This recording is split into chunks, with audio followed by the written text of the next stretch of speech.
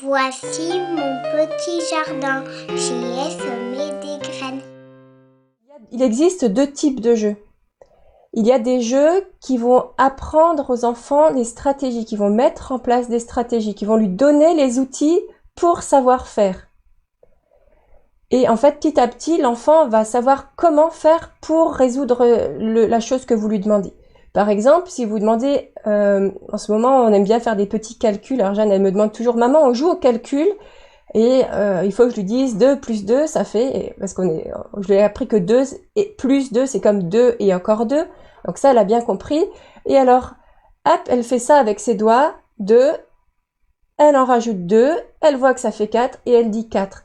Donc, vous voyez qu'elle n'a pas encore totalement toutes les images mentales, parce qu'elle ne le voit pas encore dans sa tête, mais elle a la stratégie, c'est-à-dire, on lui demande quelque chose, elle sait qu'elle peut utiliser ses doigts. Elle aime bien utiliser ses doigts. Alors attention, elle n'est pas en train de compter, elle rajoute 2 doigts, encore 2 doigts, et elle voit sur sa main ce que ça fait. Elle ne fait pas 1, 2, 3, 4. Elle n'en est pas là. Ça doit être déjà acquis. Et le but, c'est que l'enfant, une fois que l'enfant sait comment faire à ses propres stratégies pour compter, il peut après les avoir dans sa tête, ces stratégies. Alors attention, vous allez donner à vos enfants beaucoup de stratégies et donnez-lui-en plusieurs et pas celle qui vous plaît à vous. Parce que on a chacun des stratégies différentes. Par exemple, pour construire un puzzle, il y a ceux qui vont prendre les coins et les bords et puis et c'est une stratégie qui marche. D'autres enfants vont s'attaquer à faire d'abord tous les visages et puis à partir d'un visage, ils vont élargir leur puzzle. Ça marche aussi, c'est une autre stratégie. Il n'y a pas une mauvaise stratégie et une bonne stratégie. Il y a des stratégies plus efficaces que d'autres, ça c'est vrai, mais il y en a plusieurs qui existent.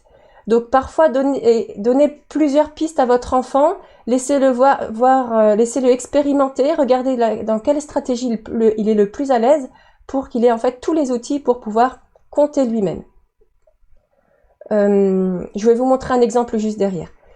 Et une fois que ces stratégies sont en place, en fait, il va falloir s'entraîner, lui répéter, jusqu'à ce que l'enfant n'ait plus besoin d'utiliser ces stratégies. Par exemple, si je dis à ma fille 2 plus 2 et que je vois qu'elle n'a plus besoin de ses doigts, eh bien, c'est que, en fait, elle a les images mentales, c'est-à-dire elle a les images dans sa tête où elle a suffisamment expérimenté pour savoir ce que c'est. Et ça sera pas du par cœur parce qu'elle connaît la réponse, ça sera parce qu'elle sait que 2 et encore 2 doigts, ça fait 4. L'autre jour, je lui ai demandé 7 et encore 1, 7 plus 1, et là, sans ses doigts, elle m'a dit, c'est 8, c'est facile, parce que si on rajoute un doigt à 7, ça fait 8 doigts. Et en fait, sans voir ses doigts, elle m'a dit ça, et en fait, elle avait compris, les images mentales commencent à se mettre en place. Après, je n'insiste pas, parce que les images mentales, ça met du temps à se mettre en place, et s'il y a une difficulté ou si je vois que mon enfant n'est pas à l'aise dans une stratégie, hop, je l'aide, je reviens, regarde 7 et encore 1, ça fait 8. Et je redonne la stratégie. Alors directement, je vais vous montrer ces deux types de jeux. Alors un jeu pour mettre en place des stratégies. Alors le jeu que je vais vous montrer, c'est un extrait, ça va être assez court.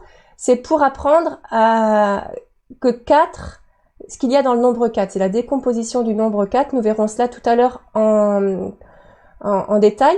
Alors par exemple, pour savoir que 4 c'est 1 et encore 3, ou 2 et encore 2, ou 0 et encore 4, eh bien c'est pas facile. Utiliser les doigts pour un petit enfant, c'est pas facile non plus.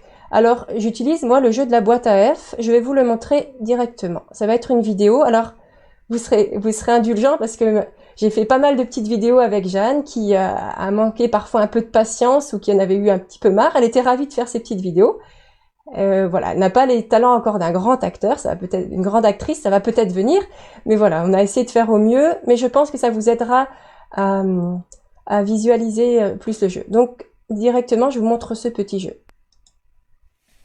Voici notre voiture Playmobil, c'est une boîte à œufs. Ici, nous travaillons sur le nombre 4, donc j'ai coupé une boîte pour qu'il y ait 4 trous. À toi, cache tes yeux.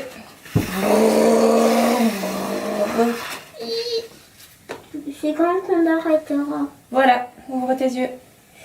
Oh, Alors, combien de Playmobil reste? 3. Et donc, il y en a un parti. J'étais dans le jardin cueillir des framboises.